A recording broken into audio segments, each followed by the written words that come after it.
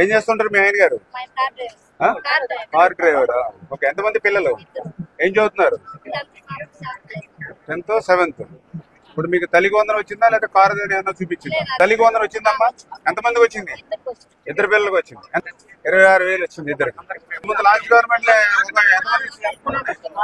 ఒక్కరికే వచ్చింది. హ్యాపీ కదా? ఈ ప్రభుత్వాన్ని నిలుపుకోవాల్సిన బాధ్యత మీదే. మళ్ళీ వాళ్ళు ఏదో రప్ప నరుక్కుంటూ వెళ్తా ఉన్నారు.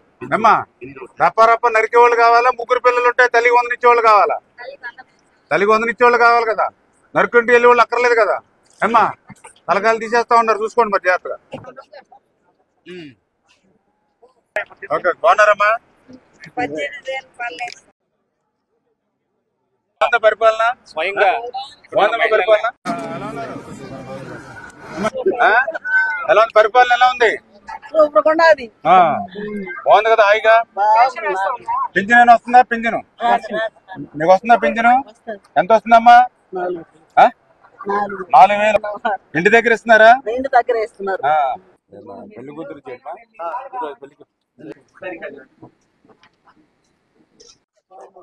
అమ్మా, చెల్లి ఎలా ఉన్నారు?